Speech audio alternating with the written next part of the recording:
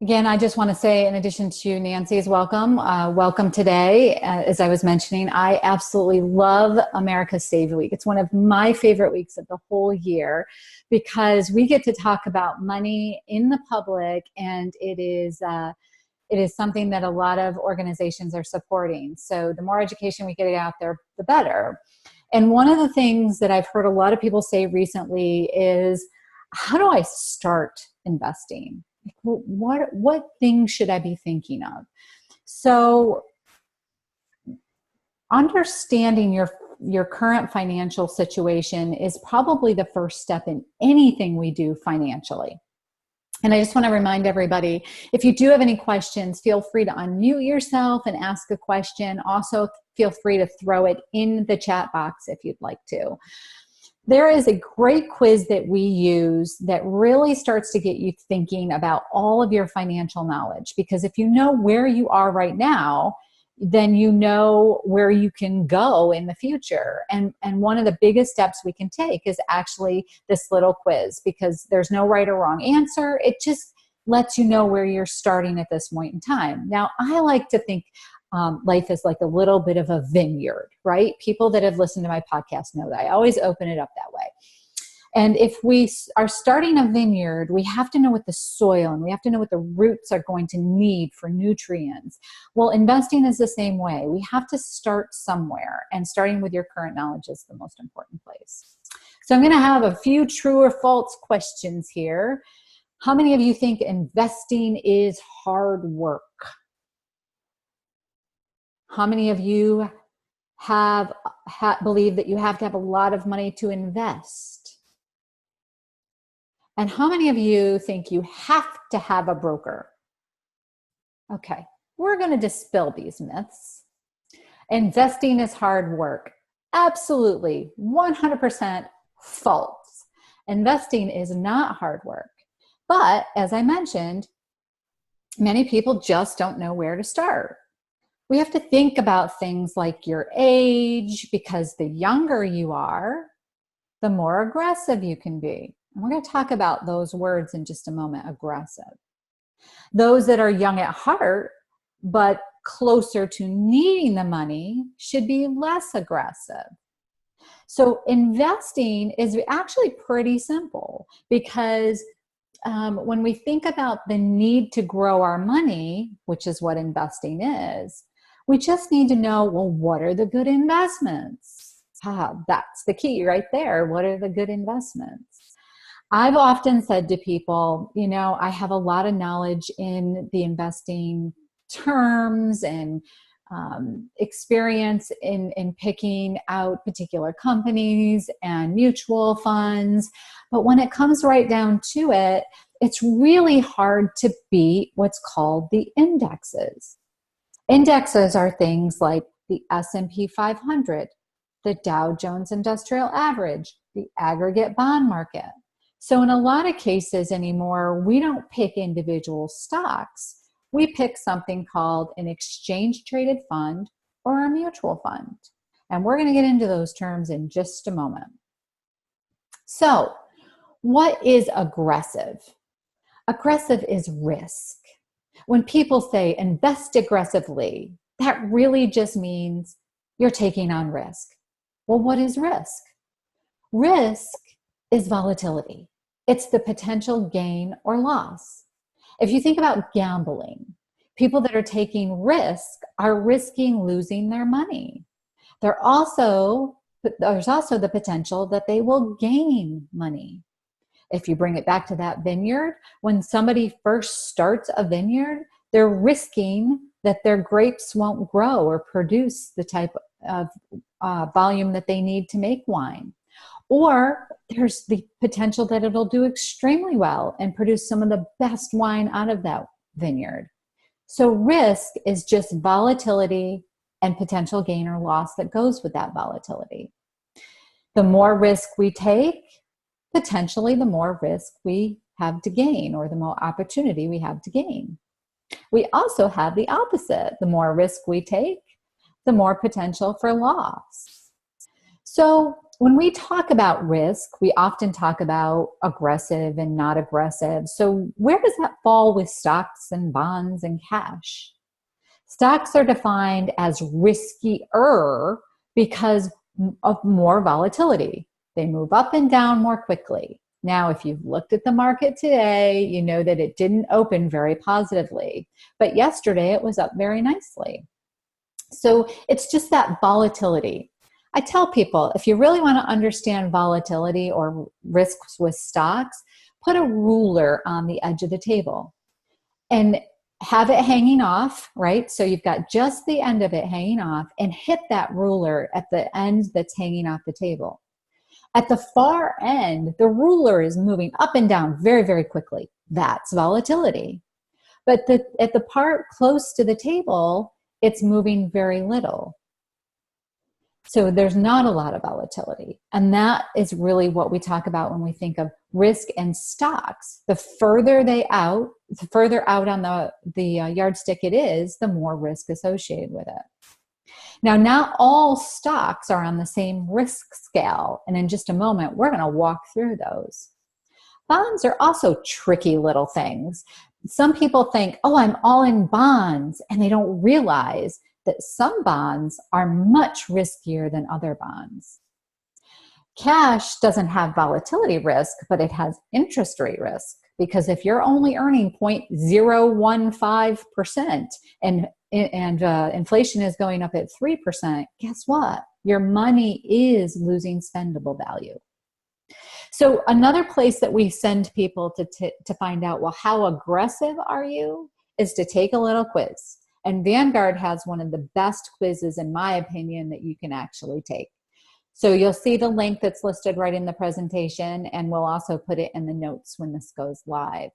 So just go out there and ask or answer a few questions on this, and it'll give you some idea of how much risk you're willing to take with your money.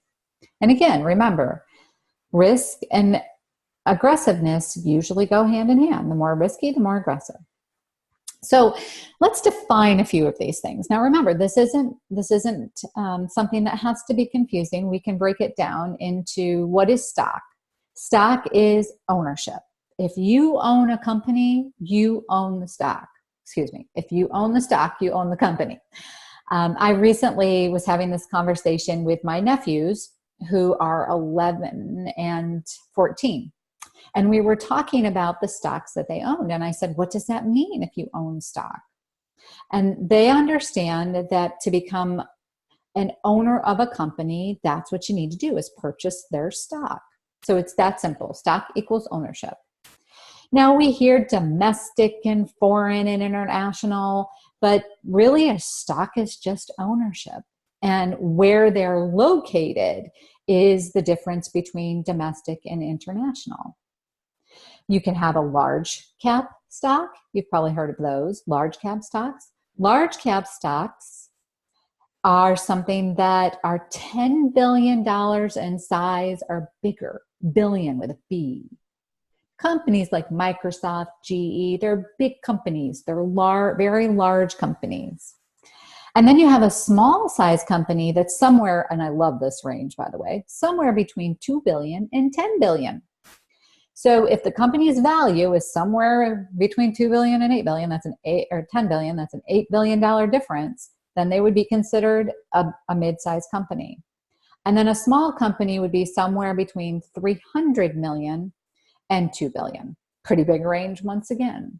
So when you look at, your 401k statement or 403b statement or any kind of mutual fund or exchange traded fund, and you see the words like domestic large cap stock, that simply means that it's US based, meaning the companies are US based, and they're large companies, which means they're over $10 million in size. Now, sometimes you'll see the word value and blend and growth. Value meaning that it's the value of the stock when they do their whole ratio is slightly under what some believe is the true value of it. Growth stocks meaning that it's something that they envision will grow more so than pay a dividend. And blend is a little bit of each. So when you're looking at those mutual fund statements or you're looking at your 401k, understand that you can have stock domestic ownership, you can have foreign ownership, and you can have large, mid, or small cap. Now, thinking about this from an aggressive nature, small companies generally have more volatility in them than large companies. The reason for that is that small companies don't have the same amount of resources usually that the large companies do. So if they make a mistake, they're going to feel the impact more so than a large company can or will. Now, I mentioned bonds. What is a bond? A bond is a loan. That's all it is. It's a loan to a company or a U.S. government. It can be domestic or it can be foreign. It has a credit score. Loans have credit scores, or bonds have credit scores, just like people do. Companies and governments have credit scores. So if you think of yourself, and if you have a really good credit score in the bond world, you would be considered a prime or high quality bond. Well, if you think about somebody who's maybe had some issues with their credit in the past, maybe they'd be highly speculative. The reason I bring this up is because I've seen it time and time again where I've met with clients and they've invested the majority of their portfolio, maybe in their 401k plan or maybe their IRA or even outside money, in what's called high yield bond funds. And high yield bond funds are on that poor to speculative, really anything under that non-investment grade bond. So they think they're in bonds. I'm conservative. I'm not aggressive. I'm invested in bonds. And when I look at their bond holding, they are just as aggressive as some stock positions. High yield bonds, or the not investment grade, the junk bonds, have just as much swing and actually tend to follow the same exact trajectory as the stock market. There's a lot of volatility there. Bonds pay you interest. So when you own a bond, just like if you go to the bank and you take a loan, you have to pay interest. Well, the bond is paying you interest. It does have price change throughout the day. A lot of people think if I buy a $10,000 bond, that's what my bond is worth. It's true if you hold that bond to maturity that you will get $10,000 back from that bond. But between the time that it was purchased and the time that it matures, the price of the bond moves up and down just like any kind of stock.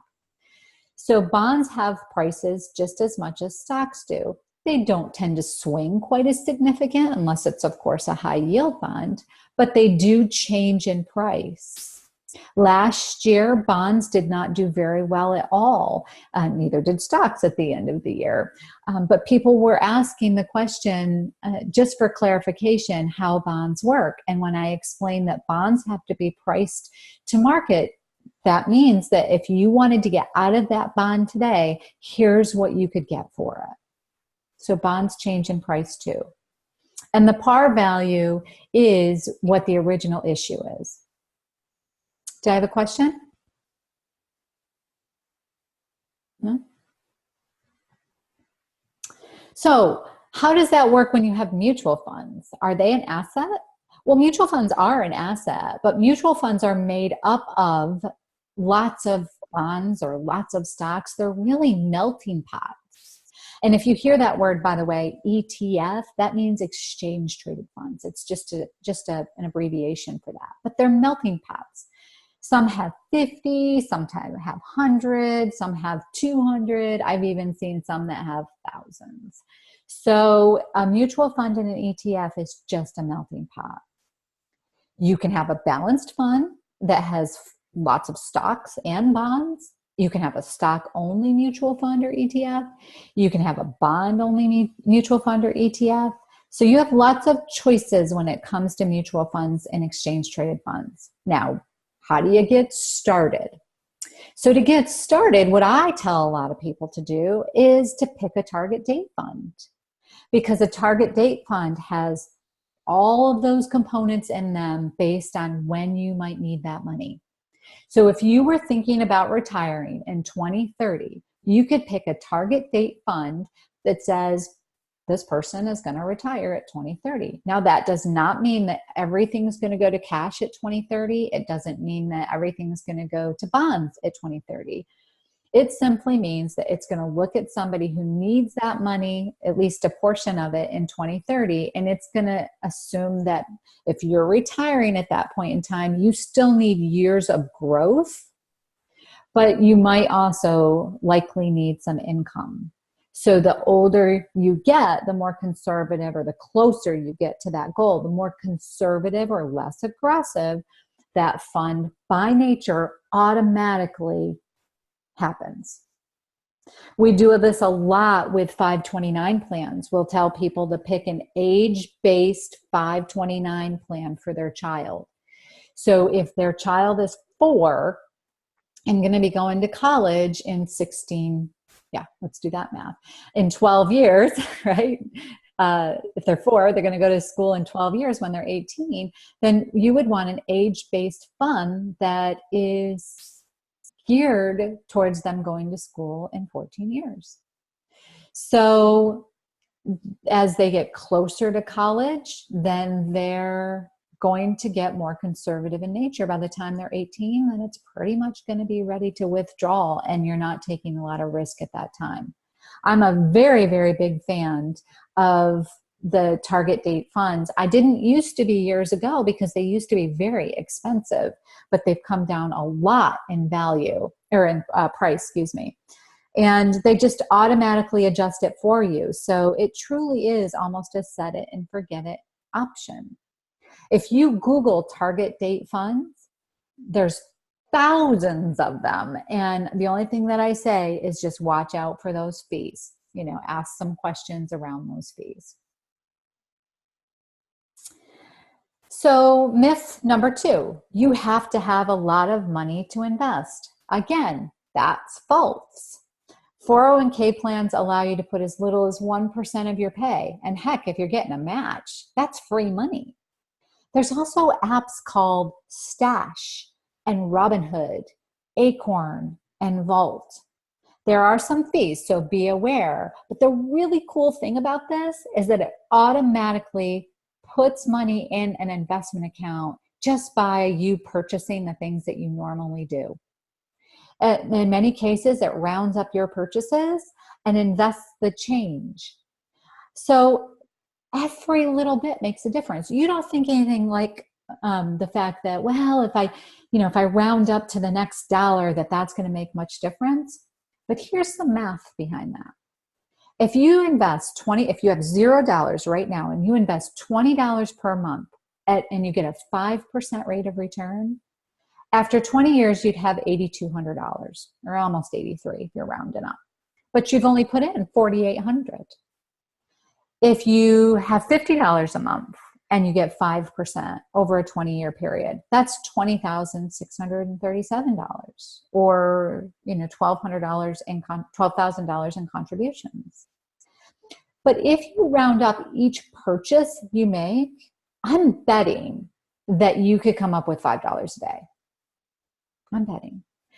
And that equates to $150 a month. And $150 a month at 5% equals almost $62,000. I forgot a decimal there. I'll correct that. Almost $62,000 after 20 years with $36,000 in contributions. Just by rounding up every purchase that you make. That's $5 a day is an estimate what people's purchases are. Those are big figures. So then moving into, you have to have a broker. This is 100%, I'm jumping up and down, absolutely not true. It is completely false. You can open up an account at any of the following. The apps that I previously mentioned, they're certainly available. Vanguard, Fidelity, E-Trade, TD Ameritrade. Now, some might have a $30 or a $50 minimum, but you can put that money in at any point in time. And most mutual funds will let you put a small amount each month. So it might take you a little while to meet the minimum purchase. Like most of the Vanguard funds have a $3 minimum purchase, but they'll let you put money in a money market account until you get to that. And then once you get to that $3,000, they'll let you automatically invest, usually as little as $25 a month into their automatic reinvestment program. But again, going back to that, what if you round up automatically? What if you were to take your change that you throw in a jar at the end of the day anyways, or it goes in your car if you're anything like me, and you invested that? That's a pretty significant savings. So how?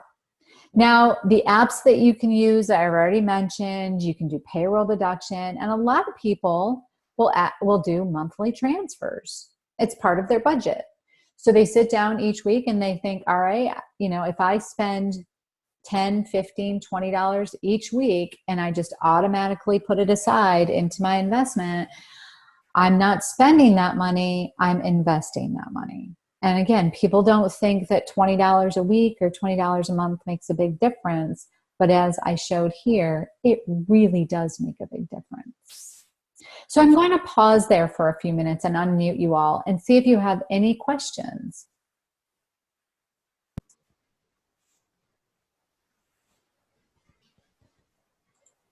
Any questions? What are some of the things that you've always wanted to know about investing?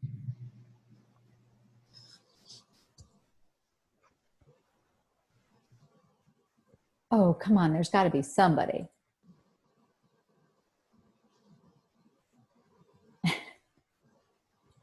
Nancy, how about you? What are some of the things that you have always wanted to know about investing?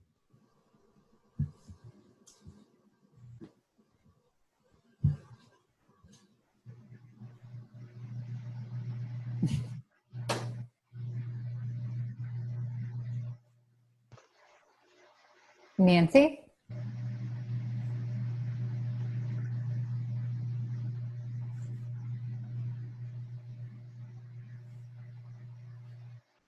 Okay, well, the other thing that I just wanted to chat about was to talk about fees. I mentioned that a couple of times already, and many people have often asked me, well, how do I know what a mutual fund is actually charging? What I usually tell people to do is go out to Morningstar.com, and I'm going to share my screen in just a moment off from the presentation, and I'm going to walk you through a particular mutual fund so that you can learn the Morningstar.com website. That way, when you're trying to decide if a particular mutual fund or ETF is a good option for you, then you will know how to read this particular website. So I'm going to stop sharing for just a moment.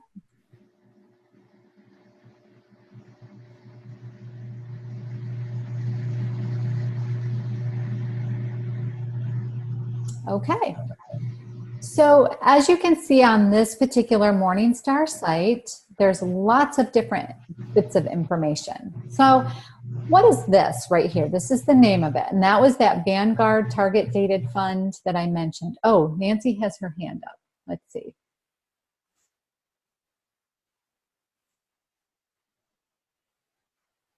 Nancy, did you have a question?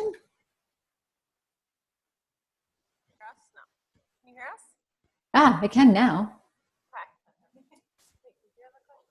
Barely though. So I think we were just trying to do an audio test because we're in a large room away from the computer. So maybe we will ask questions at the end. Maybe that would be. That's absolutely fine. Okay.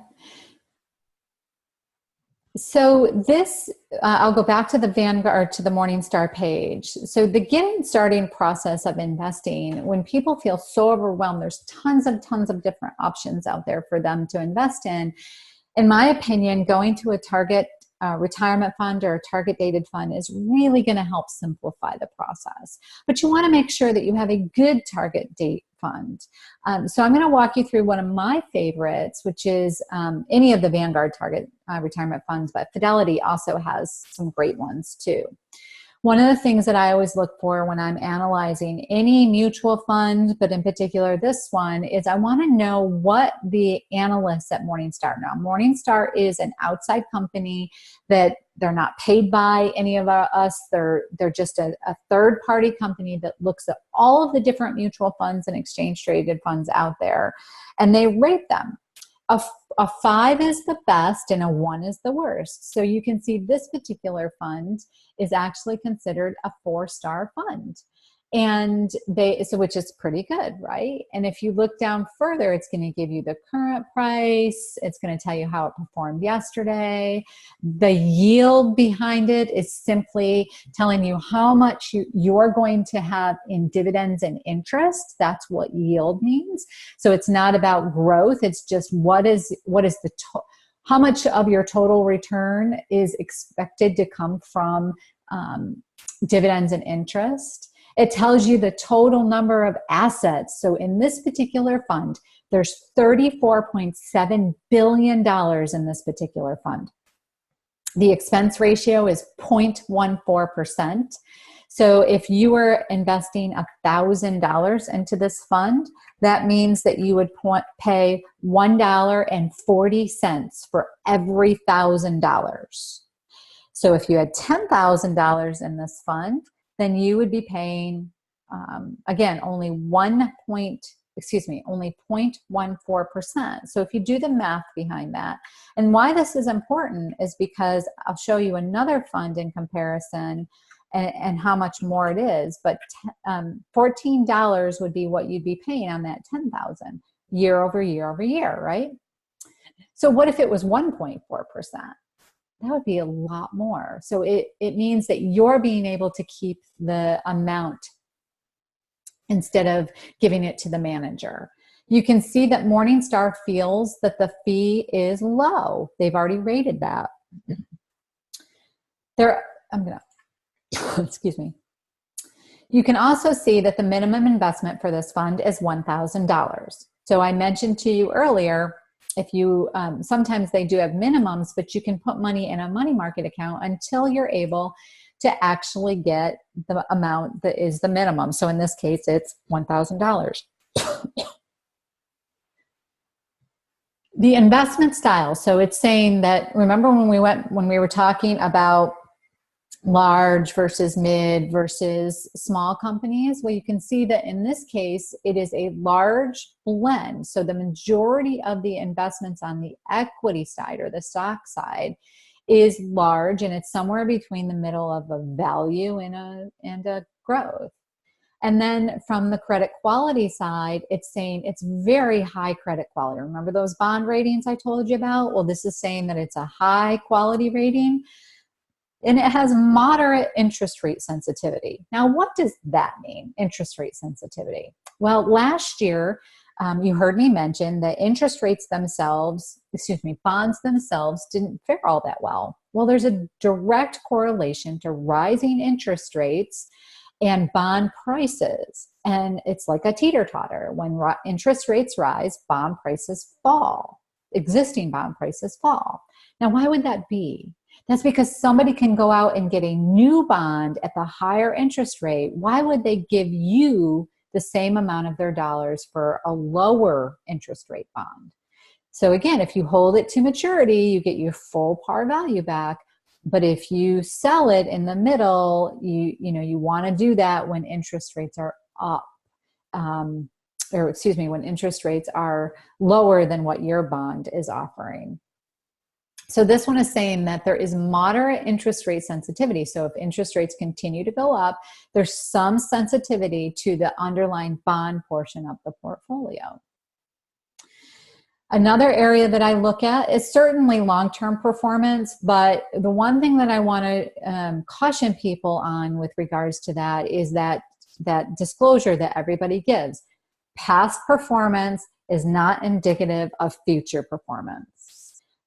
So we do look at performance and take that into consideration, but it is not the only driver that we should be looking at. We should be thinking about other things like, what's your risk tolerance and how long until you need this money.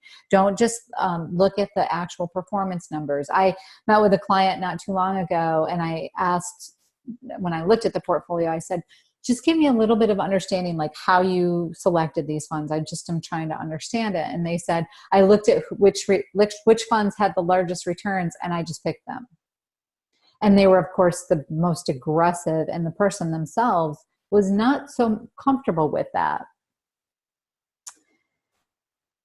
So then when you look over here for Morningstar risk measures, now this is something that I do really take into consideration and dig into a little bit deeper.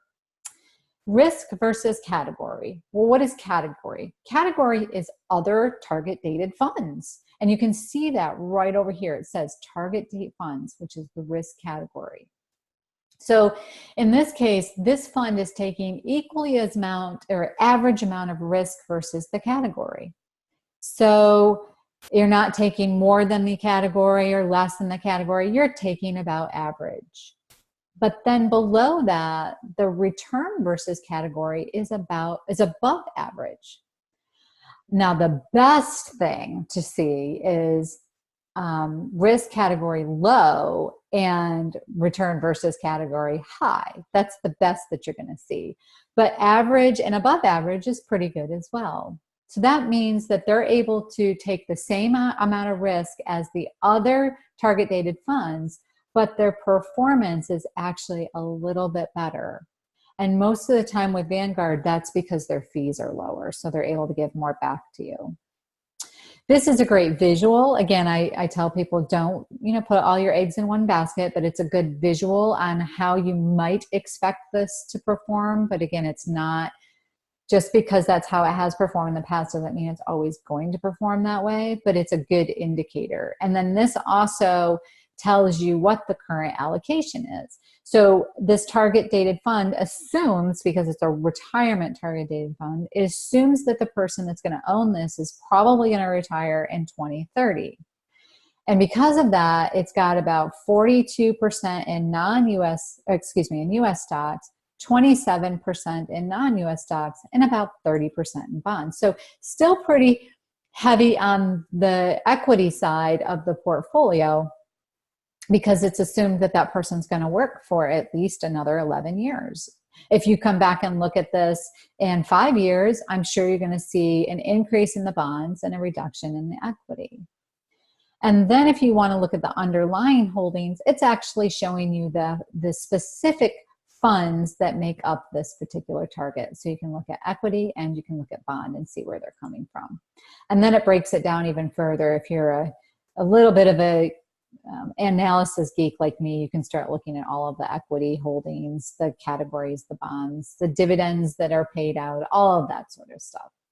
But this is a way, in my opinion, this is a way for people to really, when they're thinking about, well, how, where should I get started? These target date funds are really, really good for that, in my opinion, because they pick a date that you're probably going to start needing this money, and then they auto adjust. It's kind of like the 401k plan that every year bumps up your contribution just a little bit more. This fund does the same thing for you. It ratchets down your risk just a tad bit every single year as you get closer to that goal.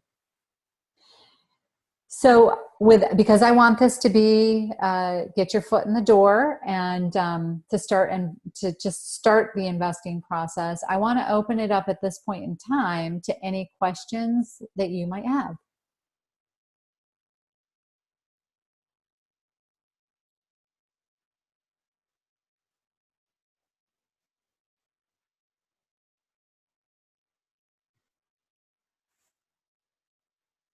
No questions?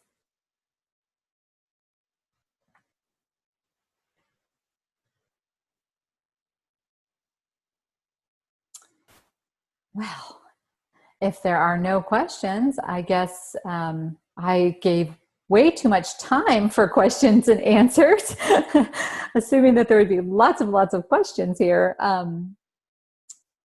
Nancy, if your team doesn't have any questions, then I can send out the recording and people can rewatch this and pick out the pieces that they're interested in the future.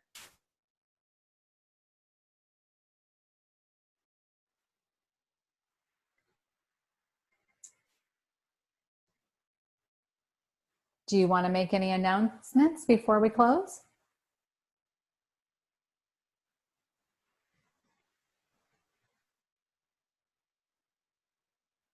Okay. Well, I just want to say thank you for letting me come and attend and provide this education over your lunch hour. Hopefully, hopefully I did answer any questions that you have. And if you do think of some at some point in time, feel free to pass them along and we'll try to get some answers to you.